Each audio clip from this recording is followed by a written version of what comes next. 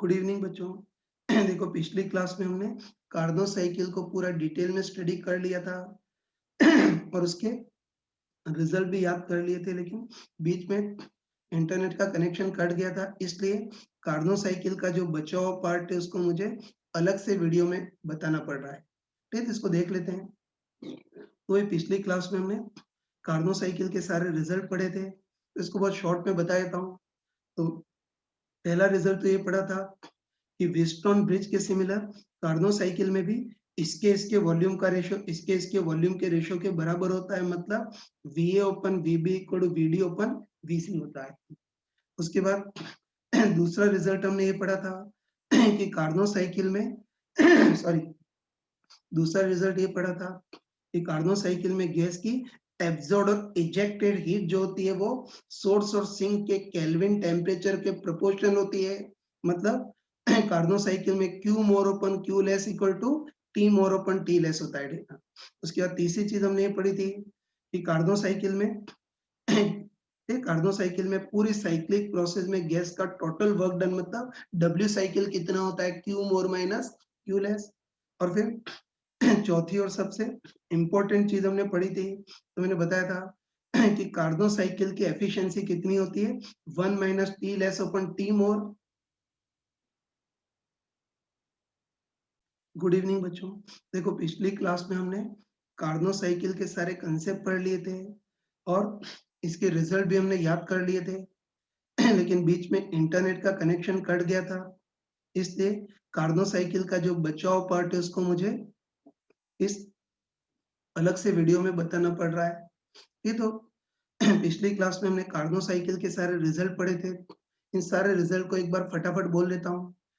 तो ये तो कार्नो साइकिल में पहला रिजल्ट हमने ये देखा था कि व्हीटस्टोन ब्रिज के सिमिलर कार्नो साइकिल में भी इसके वॉल्यूम का रेशो इसके वॉल्यूम के रेशो के बराबर होता है, मतलब VA upon VB equal to VD upon VC होता है। उसके बाद दूसरा रिजल्ट हमने ये पढ़ा था कि कार्नो साइकिल में गैस की एब्जॉर्ब और इजेक्टेड हीट जो होती है वो सोर्स और सिंक के केल्विन टेम्परेचर के प्रोपोर्शन होती है, मतलब Q more upon Q less equal T more upon T less होती है। फिर तीसरी चीज हमने ये पढ़ी थी कि कार्नो साइकिल में है ना, कार्नो साइकिल में कंप्लीट साइक्लिक प्रोसेस में गैस का किया गया टोटल वर्क डन मतलब W साइकिल जो होता है वो Q मोर माइनस Q लेस के बराबर होता है। और उसके बाद हमने चौथा और सबसे इंपॉर्टेंट रिजल्ट देखा था, ये तो मैंने तुमको क्लियरली बताया था कि कार्नो साइकिल या किसी कार्नो इंजन की एफिशिएंसी कितनी होती है, 1 minus T less upon T more. ये बताया था कि कार्नो इंजन या कार्नो साइकिल की efficiency 1 minus T less upon T more होती है, जो हमको अच्छे पता है कि टी लेस कम वाला टेम्परेचर मतलब सिंक का केल्विन टेम्परेचर और टी मोर ज्यादा वाला टेम्परेचर मतलब सोर्स का केल्विन टेम्परेचर, है ना। तो हमको ये T1 और T2 की फॉर्म में नहीं, टी लेस और टी मोर की फॉर्म में याद रखना है ना। कोई मूर्ख भी 1 माइनस टी मोर अपन टी लेस तो लिख नहीं सकता है, 1 माइनस टी मोर अपन टी लेस लिख दिया तब तो एफिशिएंसी नेगेटिव हो जाएगी। ठीक है, तो चौथा रिजल्ट भी हमने याद किया था कि कार्नो साइकिल की efficiency 1 minus T less upon T more, जहाँ टी लेस कम वाला टेम्परेचर मतलब सिंक का टेम्परेचर और टी मोर ज्यादा वाला टेम्परेचर मतलब सोर्स का टेम्परेचर। ये सब तो हमने पढ़ लिया था। और देखो एक और चीज मैंने बताई थी, ये मैंने क्लियरली बताया था कि Carnot cycle 100% totally reversible cycle होती है और टोटली रिवर्सिबल साइकिल होती है, इसमें मैक्सिमम एफिशिएंट साइकिल होती है। ये मतलब किन्हीं भी दो टेम्परेचर के बीच वर्क कर रहे जितने भी साइक्लिक प्रोसेसेस है उसमें कार्नो साइकिल की एफिशिएंसी सबसे ज्यादा होती है। तो ये मैंने स्टार्टिंग में ही बता दिया था कि कार्नो साइकिल टोटली रिवर्सिबल होती है, इसलिए सबसे ज्यादा एफिशिएंट होती है।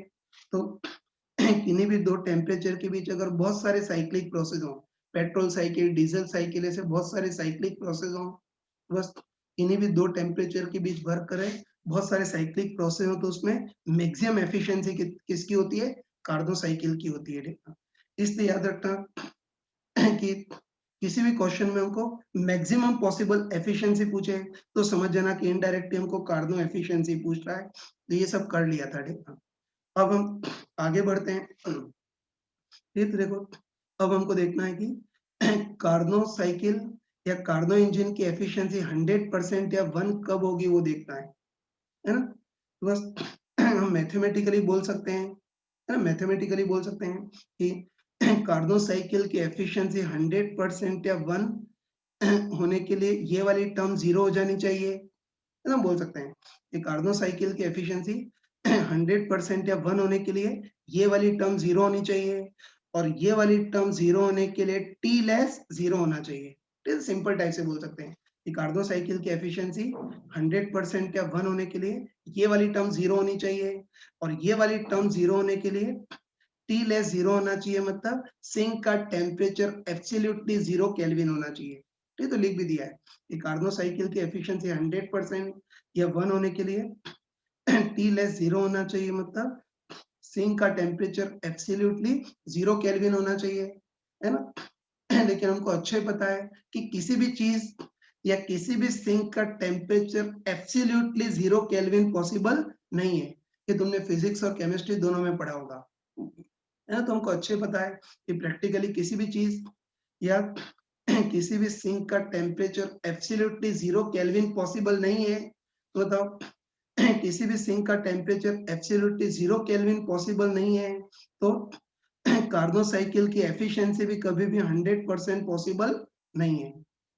तो मैंने लिख भी दिया है कि प्रैक्टिकली किसी भी सिंक का टेम्परेचर एब्सोल्युटली 0 केल्विन पॉसिबल नहीं है, तो इस कार्नो साइकिल की एफिशिएंसी 100% भी पॉसिबल नहीं है ना? और चलो तुम सोच के बताओ कि कार्नो साइकिल जो सबकी आदर्श होती है, उसका टेम सॉरी, हम बोल सकते हैं कार्नो साइकिल जो सबकी आदर्श होती है, उसकी एफिशिएंसी अगर 100% नहीं हो सकती, तो बाकी चिरकुट साइक्लिक प्रोसेस की तो एफिशिएंसी 100% हो ही नहीं सकती है। तो लिख दिया है कि किसी भी सिंक का टेम्परेचर 0 केल्विन पॉसिबल नहीं है, तो कार्नो साइकिल की एफिशिएंसी भी 100% पॉसिबल नहीं है। और बताओ, कार्नो साइकिल जो सारी साइक्लिक प्रोसेस का आदर्श है, उसका है ना, उसकी एफिशिएंसी अगर 100% पॉसिबल नहीं है, तो जो बाकी चिरकुट साइक्लिक प्रोसेस जैसे कि पेट्रोल साइकिल, डीजल साइकिल, उसकी तो एफिशिएंसी 100% हो ही नहीं सकती है। तो यहाँ लिख दिया है कि कार्नो साइकिल जो सबका आदर्श होता है, उसकी एफिशिएंसी 100% पॉसिबल नहीं है। तो जो बाकी चिरकुट साइक्लिक प्रोसेस होते हैं, उनकी तो एफिशिएंसी 100% हो ही नहीं सकती है। मतलब एक लाइन में हम बोल सकते हैं कि किसी भी साइक्लिक प्रोसेस या किसी भी इंजन की एफिशिएंसी 100% नहीं हो सकती। और बताओ, किसी भी साइक्लिक प्रोसेस या किसी भी इंजन की एफिशिएंसी 100% नहीं हो सकती, मतलब सारी की सारी हीट गिवन को 100% वर्क या मैकेनिकल एनर्जी में कन्वर्ट करना कंटिन्यूअसली पॉसिबल नहीं है ना? तो ये बोल सकते हैं कि किसी भी इंजन की एफिशिएंसी 100% नहीं हो सकती। और बताओ, एफिशिएंसी 100% नहीं हो सकती, मतलब सारे के सारे हीट गिवन को, है ना, सारे के सारे हीट को 100% वर्क या मैकेनिकल एनर्जी में कंटिन्यूअसली कन्वर्ट करना पॉसिबल नहीं है। ठीक है? तो देखो, अपने इस लेवल पर तो हम ये बोलते हैं कि एफिशिएंसी 100% नहीं हो सकती, मतलब सारी की सारी हीट को 100% वर्क या मैकेनिकल एनर्जी में कन्वर्ट करना पॉसिबल नहीं, ये बोलते हैं ना। लेकिन हमारे मैकेनिकल इंजीनियरिंग में ये जो हीट होती है, उसको घटिया स्तर की एनर्जी, मतलब लो ग्रेड एनर्जी बोलते हैं। तुम खुद बताओ कि हीट में जो एनर्जी होती है वो बिखरी होती है, डिसऑर्डर्ड होती है, इसलिए जो हीट होती है उसको लो ग्रेड एनर्जी बोलते हैं। और वर्क, मैकेनिकल एनर्जी या जो इलेक्ट्रिकल एनर्जी होती है उसको हाई ग्रेड एनर्जी बोलते हैं, क्योंकि ये सिस्टमेटिक होती है ना? तो ध्यान रखना कि अपने 11th लेवल पर तो ये बोलते हैं कि सारी की सारी हीट को वर्क या मैकेनिकल एनर्जी में कन्वर्ट करना पॉसिबल नहीं है। इसी को हमारे मैकेनिकल इंजीनियरिंग की लैंग्वेज में बोलते हैं कि सारी की सारी हीट, मतलब लो ग्रेड एनर्जी को मैकेनिकल एनर्जी या इलेक्ट्रिकल एनर्जी से हाई ग्रेड एनर्जी में 100% कन्वर्ट करना पॉसिबल नहीं है। यहाँ पे लिख दिया है कि किसी भी साइकिल या किसी भी इंजन की एफिशिएंसी 100% नहीं हो सकती, मतलब सारी की सारी हीट को 100% वर्क या मैकेनिकल एनर्जी में कन्वर्ट करना पॉसिबल नहीं है। या ये जो लो ग्रेड एनर्जी होती है उसको 100% हाई ग्रेड एनर्जी में कंटिन्यूअसली कन्वर्ट करना पॉसिबल नहीं है। और यही जो लॉ होता है उसको सेकंड लॉ ऑफ थर्मोडायनेमिक्स बोलते हैं। तो हमारी मैकेनिकल इंजीनियरिंग के अकॉर्डिंग तो सेकंड लॉ ऑफ थर्मोडायनेमिक्स ये होता है कि किसी भी इंजन की एफिशिएंसी 100% नहीं हो सकती, इसलिए सारी की सारी हीट को 100% वर्क या मैकेनिकल एनर्जी में कन्वर्ट करना या लो ग्रेड एनर्जी को हाई ग्रेड एनर्जी में 100% कन्वर्ट करना पॉसिबल नहीं है। तो हमारे मैकेनिकल इंजीनियरिंग में सेकंड लॉ ऑफ थर्मोडायनेमिक्स को ऐसे रिप्रेजेंट किया जाता है। अब देखो इसमें मैंने कंटिन्यूअसली शब्द क्यों लिखा वो देखना, तो ध्यान रखना कि सारे के सारे हीट को वर्क में कुछ टाइम के लिए तो कन्वर्ट करना पॉसिबल है। तो ऐसे बताओ कोई 1.5 इंसान आइसोथर्मल प्रोसेस करे तो आइसोथर्मल में तो चेंज इन इंटेंसिटी जीरो होती है, तो इसमें तुम जितनी भी हीट दोगे पूरी पूरी वर्क में कन्वर्ट हो जाएगी। तो आइसोथर्मल में जितनी भी हीट दोगे पूरी पूरी वर्क में कन्वर्ट हो पाएगी, लेकिन कुछ ही टाइम के लिए हो पाएगी। तो मतलब तुम एक्सपेंशन कहाँ तक कराओगे, 1 मीटर 2 मीटर 3 मीटर इतना ही एक्सपेंशन करा सकते हो, कोई 100 किलोमीटर थोड़ी करा सकते हो। तो ध्यान रखना कि सारी की सारी हीट को वर्क में टेम्परेरी थोड़े से टाइम के लिए तो कन्वर्ट करना पॉसिबल है, लेकिन लगातार कन्वर्ट करना पॉसिबल नहीं है, क्योंकि लगातार अगर कन्वर्ट करना हो, है ना, हीट को वर्क में लगातार कन्वर्ट करना हो तो उसके लिए हमको साइक्लिक प्रोसेस का यूज करना पड़ेगा। और जो सबसे महानतम साइकिल है वो 100% हीट को वर्क में कन्वर्ट नहीं कर पाती, तो बाकी जो चिरकुट साइकिल है वो कन्वर्ट कर ही नहीं सकती। इसीलिए मैंने कंटिन्यूस शब्द का यूज किया। हाँ बच्चों देखो जैसे अभी तक तो हमने कार्नो साइकिल के लिए पीवी का ग्राफ पढ़ा था, लेकिन कई बार कार्नो साइकिल के लिए टेम्परेचर वर्सेस एंट्रोपी का मतलब टी वर्सेस एस का ग्राफ पूछा जाता है, और ये केवीपीवाई के एग्जाम के लिए बहुत इंपॉर्टेंट क्वेश्चन है। यही क्वेश्चन इस केवीपीआई के एग्जाम में कई बार पूछा जा चुका है, तो अपने जेई मेंस में भी आ सकता है ना। तो कार्नो साइकिल के लिए हमने पीवी का ग्राफ तो बनाया था, ये तो हमको अच्छे पता है कि कार्नो साइकिल में 2 आइसोथर्मल और 2 एडियाबेटिक प्रोसेस होते हैं। ये दोनों आइसोथर्मल होते हैं और ये दोनों एडियाबेटिक प्रोसेस होते हैं। चलो इसको पॉइंट को एबीसीडी नाम दे देते हैं। तो बस अब हमको इस पीवी के ग्राफ को टेम्परेचर वर्सेस एंट्रोपी ग्राफ में कन्वर्ट करना है। ये तो हम घबराते नहीं है, हम क्या करेंगे, सिंपली हर एक प्रोसेस को अलग अलग स्टडी करेंगे और उसके कॉरस्पॉन्डिंग टी और एस का ग्राफ बनाएंगे, है ना। एंट्रोपी नाम से डरते नहीं है, बस हमको तो एक ही चीज पता है कि एंट्रोपी में small change ds equal dq by t, that's all. इससे आगे हमको कुछ आता ही नहीं है।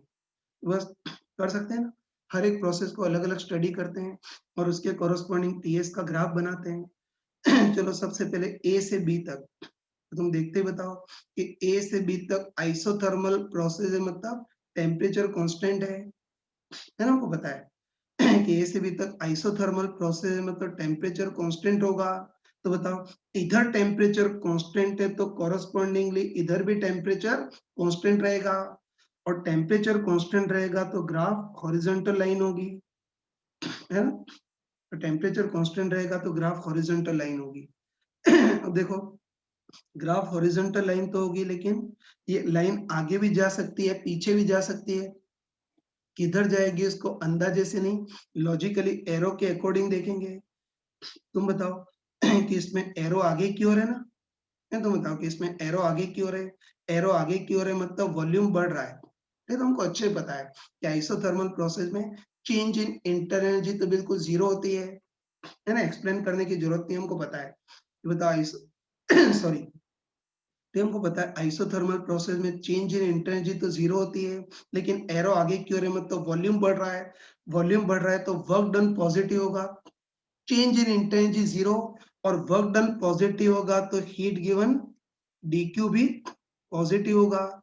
और बता हीट गिवन dq पॉजिटिव होगा तो इसकी बहन ds भी पॉजिटिव होगी, है ना।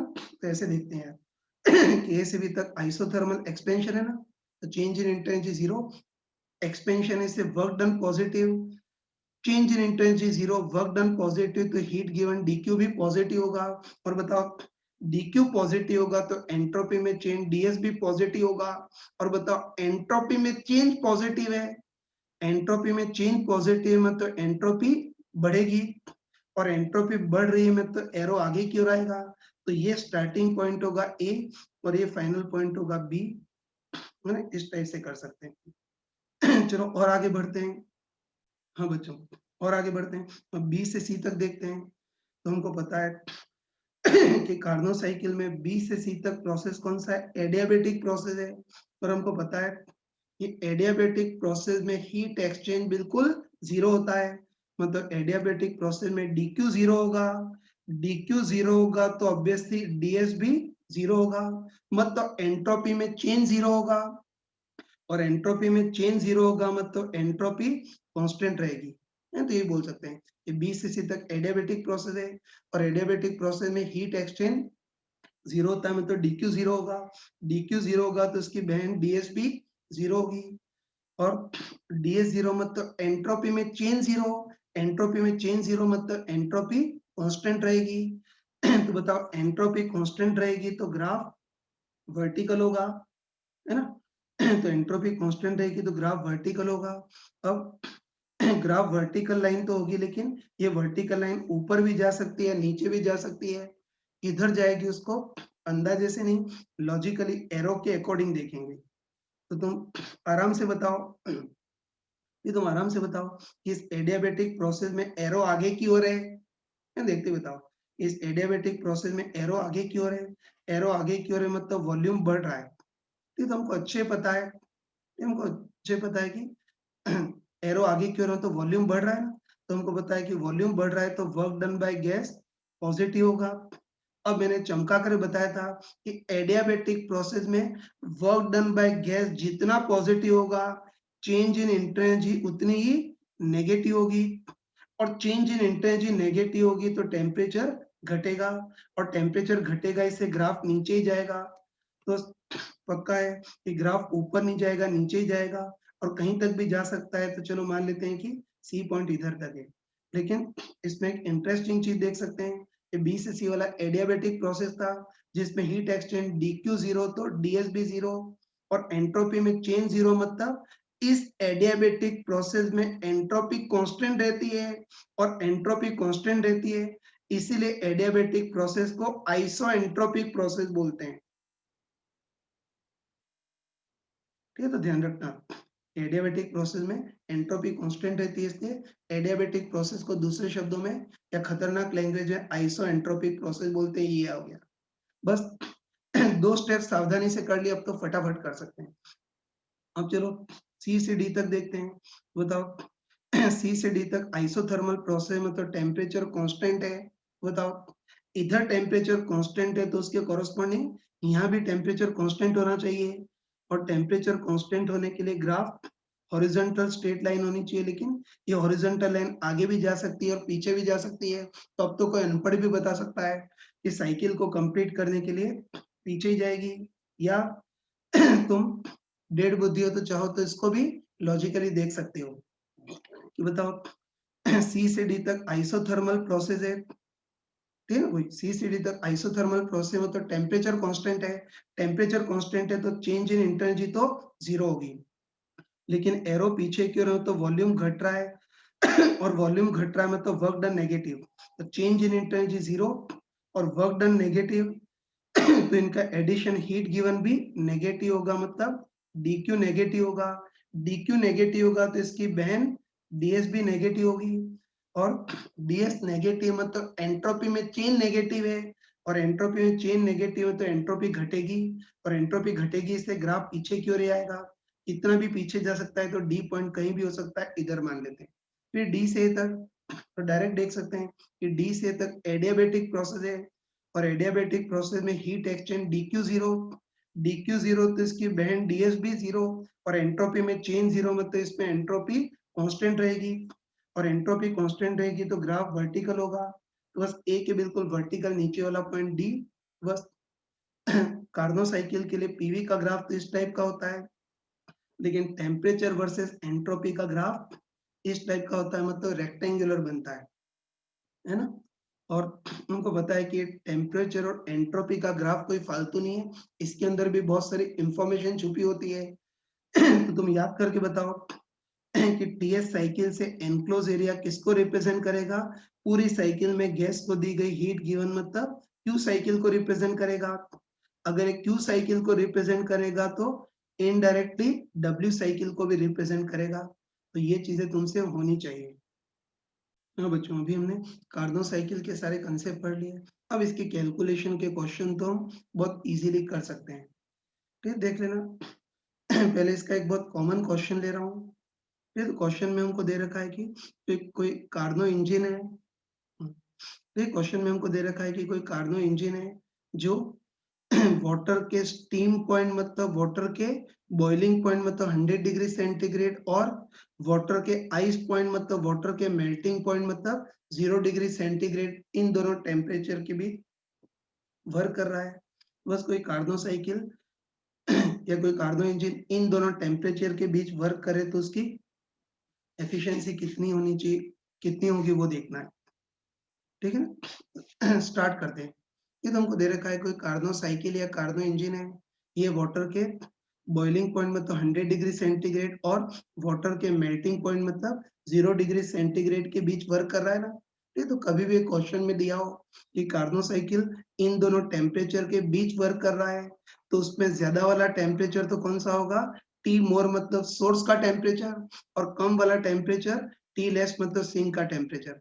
है ना, लड्डू के टाइप से नहीं दिया होता है कि सोर्स का टेम्परेचर 100 और सिंक का टेम्परेचर 0 डिग्री सेंटीग्रेड। उसकी जगह ऐसे शब्दों में दिया होता है, बस तुरंत समझ गए कि कार्नो इंजन 100 डिग्री सेंटीग्रेड से 0 डिग्री सेंटीग्रेड के बीच वर्क कर रहा है। तो इसका मतलब है कि सोर्स का टेम्परेचर या टी मोर तो कितना होगा?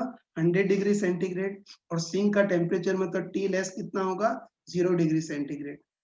है ना, हमको पता है कि एफिशिएंसी के लिए इनको केल्विन में कन्वर्ट करना ही पड़ेगा। बस हम लिख सकते हैं कि सोर्स का टेम्परेचर है टी मोर तो 100 डिग्री सेंटीग्रेड, इसको केल्विन में 373 केल्विन, और टी लेस मतलब सिंक का टेम्परेचर 0 डिग्री सेंटीग्रेड मतलब 273 केल्विन। बस इन दोनों टेम्परेचर के बीच वर्क कर रहे कार्नो इंजन की एफिशिएंसी कितनी होगी वो देखना है।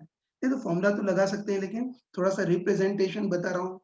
है ना, तो अच्छे ध्यान रखना, ये अच्छे ध्यान रखना कि वैसे तो कार्नो साइकिल के लिए पीवी का ग्राफ ऐसा होता है ना, कार्नो साइकिल के लिए पीवी का ग्राफ इस टाइप का होता है। बाकी ये जो कार्नो साइकिल है उसको सिंबॉलिकली ऐसे रिप्रेजेंट करते हैं, सिंबॉलिकली ऐसे रिप्रेजेंट करते हैं कि सोर्स का टेम्परेचर 100 डिग्री, सिंक का टेम्परेचर 0 डिग्री, और इन दोनों के बीच कार्नो साइकिल वर्क कर रहा है।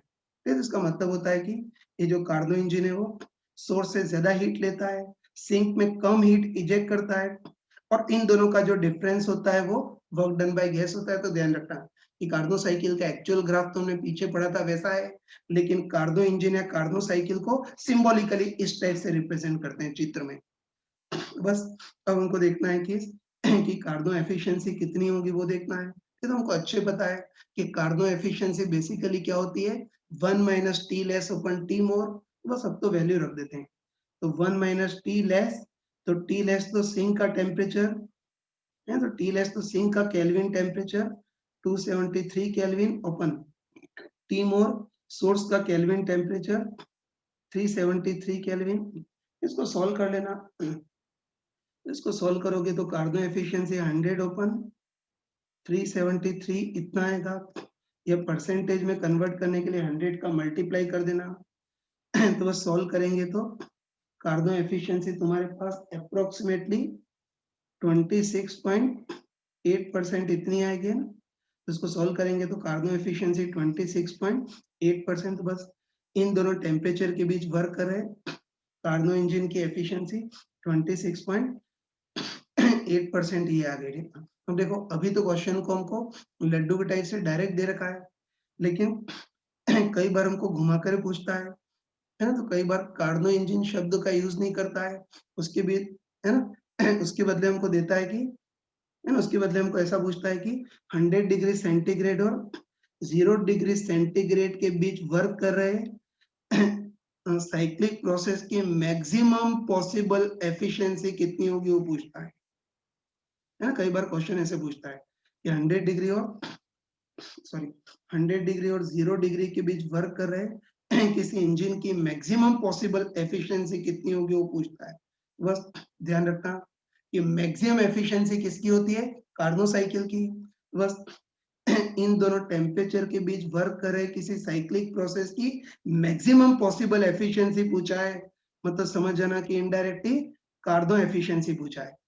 है तो शब्द ध्यान रखना, इन दोनों टेम्परेचर के बीच वर्क कर रहे हैं, किसी साइकिल या इंजन की मैक्सिमम पॉसिबल एफिशिएंसी पूछा है, मतलब इनडायरेक्टली कार्बन एफिशिएंसी पूछा है ना? बस इस क्वेश्चन में भी वही कि मैक्सिमम पॉसिबल एफिशिएंसी मतलब कार्बन एफिशिएंसी, तो 1 minus T less upon T more तो ये 26.8% ये आएगा। बस याद रखना कि कभी भी हमको मैक्सिमम पॉसिबल एफिशिएंसी पूछा हो तो शब्द सुनते ही दिमाग में आना चाहिए कि इनडायरेक्टली उन्होंने कार्बन एफिशिएंसी पूछा है ना? ये देख लिया। अब देखो एक और चीज देख सकते हो, ये तो मैंने चमका कर बताया था कि मैं चमका कर बताया था कि किन्हीं भी दो टेम्परेचर के बीच वर्क कर रहे हैं, है ना? किन्हीं भी दो टेम्परेचर के बीच वर्क कर रहे हैं, जितनी भी साइकिल या जितनी भी इंजन होती है उसमें मैक्सिमम एफिशिएंसी कार्नो साइकिल की होती है। बस हम पक्का बोल सकते हैं है ना? हम कंफर्म बोल सकते हैं कि 100 डिग्री और 0 डिग्री के बीच वर्क कर रहे कार्नो साइकिल की एफिशिएंसी 26.8% है। तो इन दोनों टेम्परेचर के बीच वर्क कर रहे जो बाकी साइक्लिक प्रोसेस होंगे उनकी एफिशिएंसी 26.8% से कम ही होगी। है ना? तो ये ध्यान रखना कि किन्हीं भी दो टेम्पेयर के बीच वर्क कर रहे हैं, जितनी भी साइकिल है, जितनी भी इंजन है उसमें कार्नो इंजन की एफिशिएंसी मैक्सिमम होती है ना, तो बस 100 डिग्री और 0 डिग्री के बीच वर्क कर रहे हैं। कार्नो इंजन की एफिशिएंसी 26.8% है। तो इन दोनों टेम्पेयर के बीच वर्क कर रहे हैं, बाकी जितने भी साइकिल होंगी उनकी एफिशिएंसी 26.8% से कम ही होगी। इससे ज्यादा एफिशिएंसी इन दोनों टेम्परेचर के लिए पॉसिबल नहीं है देखना। तो सेकंड पार्ट में हमको दे रखा है कि इंजन बनाने वाली कोई मर्सिडीज कंपनी है ना? मतलब मर्सिडीज का कोई इंजन है वो भी 100 डिग्री और 0 डिग्री सेंटीग्रेड के बीच वर्क कर रहा है। तो बस 100 डिग्री और 0 डिग्री सेंटीग्रेड के बीच वर्क कर रहे हैं।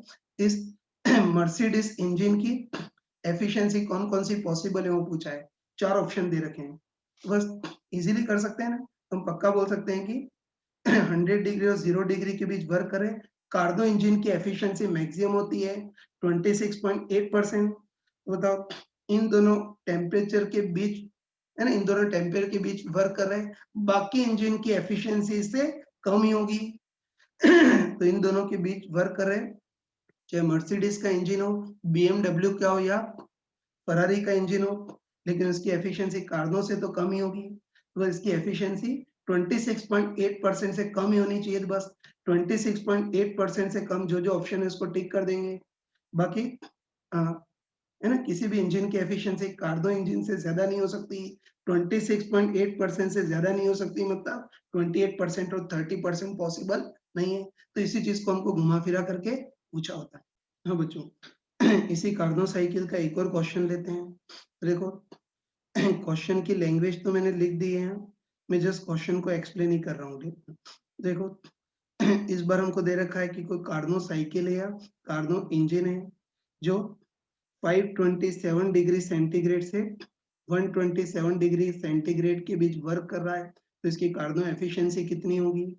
उसके बाद हमको दे रखा है कि एक कार्नो इंजन एक साइकिल में 100 जूल जितनी हीट सोर्स से एब्जॉर्ब करता है, तो हर साइकिल में सिंक में इजेक्टेड हीट कितनी होगी?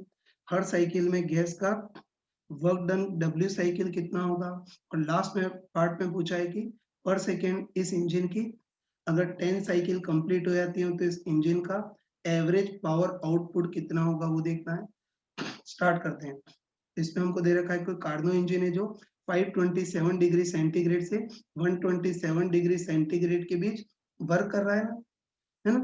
तो इसका मतलब ये है ना, कार्नो साइकिल इन दोनों इंजन सॉरी कार्नो इंजन इन दोनों टेम्परेचर के बीच वर्क कर रहा है, तो इसका मतलब ये है कि इस बार सोर्स का टेम्परेचर या टी मोर कौन सा होगा? ज्यादा वाला होगा, 527 डिग्री सेंटीग्रेड। केल्विन के लिए 273 ऐड करेंगे तो ये 800 केल्विन आ गया। और सिंक का टेम्परेचर कौन सा होगा? कम वाला, मतलब 127 डिग्री सेंटीग्रेड। केल्विन के लिए 273 ऐड करेंगे तो ये कितना आ गया? 400 केल्विन।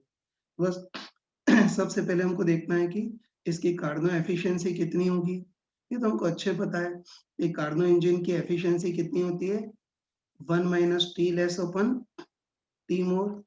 तो 1 माइनस टी लेस तो सिंक का केल्विन टेम्परेचर 400 और टी मोर सोर्स का केल्विन टेम्परेचर 800।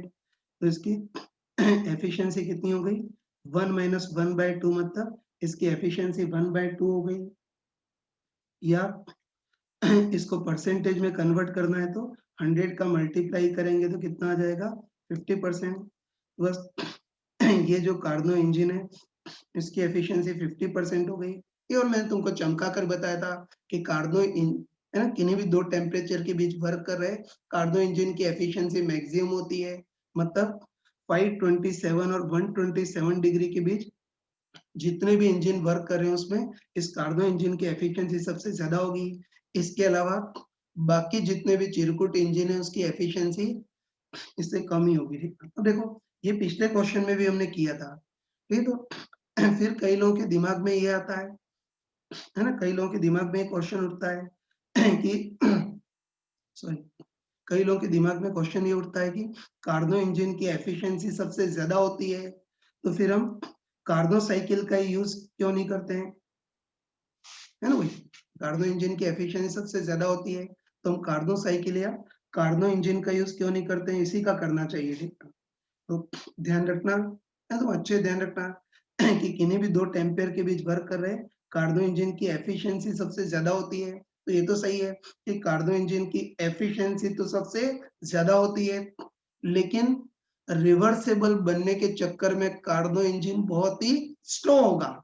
मैंने बताया था हीट एब्जॉर्प्शन भी बहुत स्लो होता है, हीट इजेक्शन भी बहुत स्लो होता है। तो ध्यान रखना कि कार्नो इंजन की एफिशिएंसी सबसे ज्यादा होती है ना, कार्गो इंजन की एफिशिएंसी सबसे ज्यादा होती है, लेकिन रिवर्सेबल बनने के चक्कर में इसमें सारे प्रोसेस बहुत स्लो होते हैं तो गाड़ी भी अपनी बहुत धीरे धीरे चलेगी। ये तो कोई मूर्ख इंसान है ना किसी मूर्ख इंसान ने गाड़ी में अगर कार्नो है ना, किसी मूर्ख इंसान की गाड़ी के इंजन में अगर कार्नो साइकिल का यूज हो तो उसकी एफिशिएंसी तो बहुत ज्यादा आ जाएगी, लेकिन गाड़ी बिल्कुल कछुआ चाल से चलेगी। मतलब 1 घंटे में केवल 1 मिलीमीटर या 1 सेंटीमीटर ही आगे बढ़ पाएगी, जो कि प्रैक्टिकल नॉनसेंस है।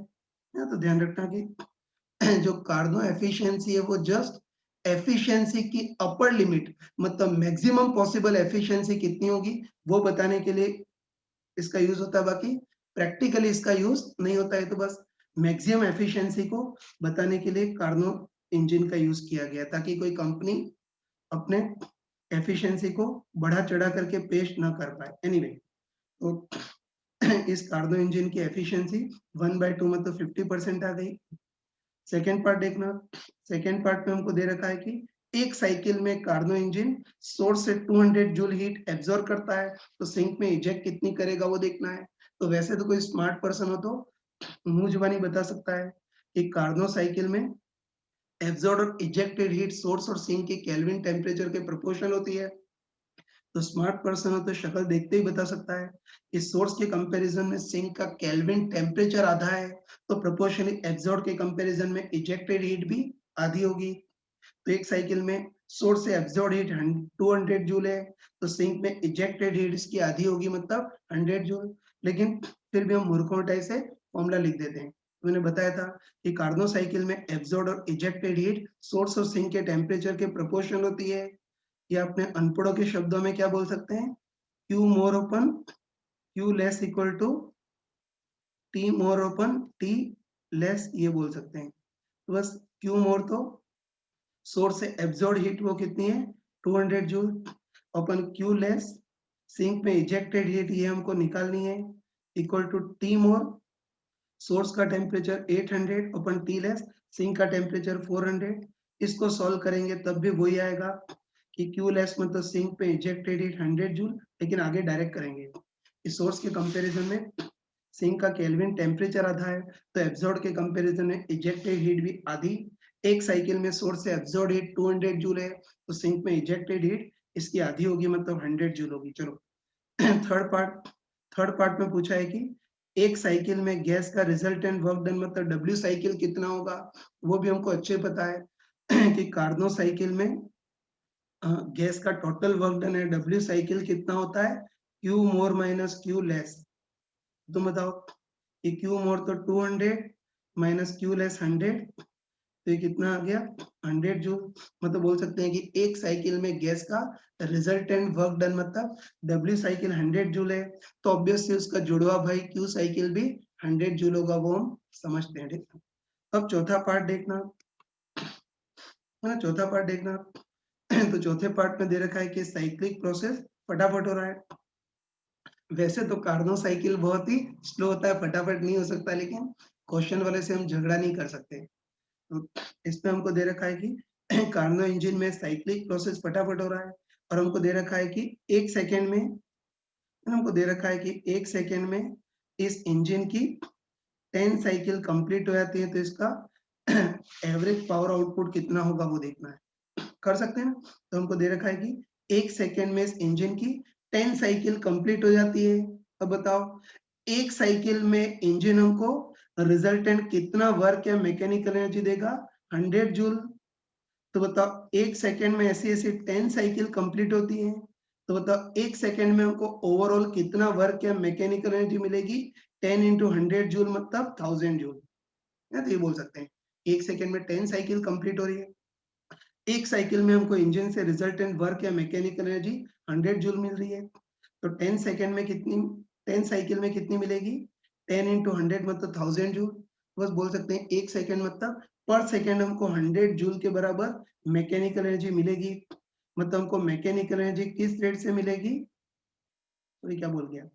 1 सेकंड में हमको 1000 जूल जितनी मैकेनिकल एनर्जी मिलेगी, तो हमको मैकेनिकल एनर्जी किस रेट से मिलेगी? 1000 जूल पर सेकंड। और मैकेनिकल एनर्जी मिलने की रेट को ही हम एवरेज पावर आउटपुट बोल सकते हैं। मतलब हम बोल सकते हैं कि इंजन किस रेट से मैकेनिकल पावर सप्लाई करेगा? 1000 जूल पर सेकंड की रेट से मैकेनिकल पावर सप्लाई करेगा। तो बच्चों देखो, इसमें एक हमारे जमाने का एक क्वेश्चन आता है, उसको देख लेना। ये तो इस बार भी हमको दे रखा है कि कोई कार्नो इंजन है या कार्नो साइकिल है, और इस बार हम ऐसा कर रहे हैं कि सोर्स और सिंक, सॉरी बच्चों, क्वेश्चन लिखने में थोड़ी गलती हो गई थी। ये तो इसमें हमारे जमाने का एक क्वेश्चन ले रहा हूँ, जो हमारी राजस्थान बोर्ड की बुक में दिया हुआ था। इसको देख लेना। फिर तो हमको दे रखा है कि कोई कार्नो साइकिल या कोई कार्नो इंजन है, और इस बार हम ऐसा कर रहे हैं कि सोर्स और सिंक दोनों का टेम्परेचर बराबर अमाउंट में घटा रहे हैं। तो हमको पूछा है कि सोर्स और सिंक दोनों का टेम्परेचर बराबर अमाउंट में घटा दें, तो इस इंजन की, है ना, इस कार्नो इंजन की कार्नो एफिशिएंसी बढ़ेगी या घटेगी, वो देखना है ना। स्टार्ट करते हैं। ठीक है, मान लेते हैं कोई कार्नो इंजन है या कार्नो साइकिल है, मैं लिख देता हूँ।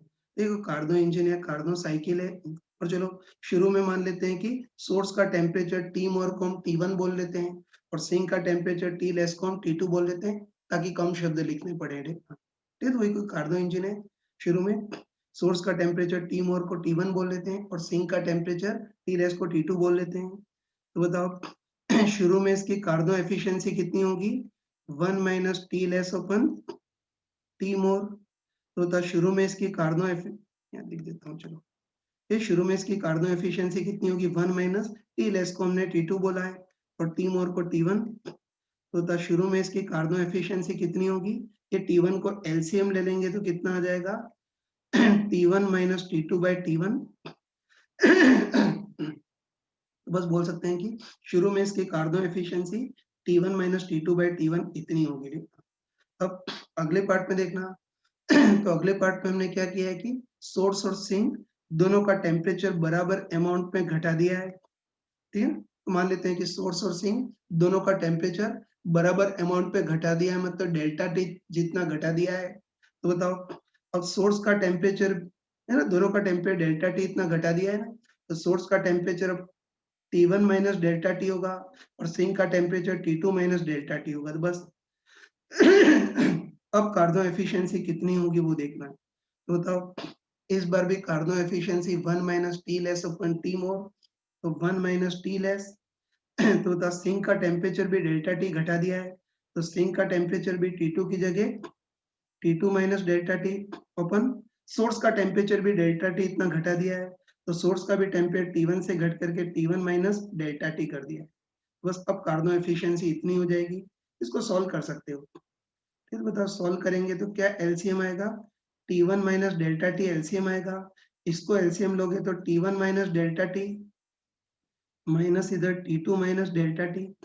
अब देखो सॉल्व करेंगे तो इस माइनस डेल्टा टी से ये माइनस डेल्टा टी कैंसल। तो बताओ अब इसकी कार्नो एफिशिएंसी कितनी हो जाएगी?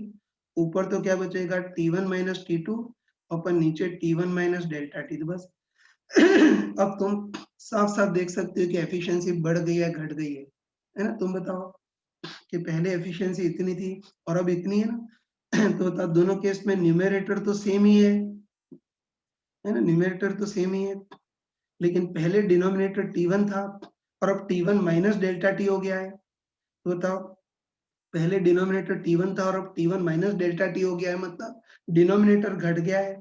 डिनोमिनेटर घट गया है तो पूरी चीज बढ़ जाएगी, मतलब एफिशिएंसी बढ़ जाएगी, है ना? तो आगे इसको रिजल्ट की फॉर्म में ध्यान रखना, है ना?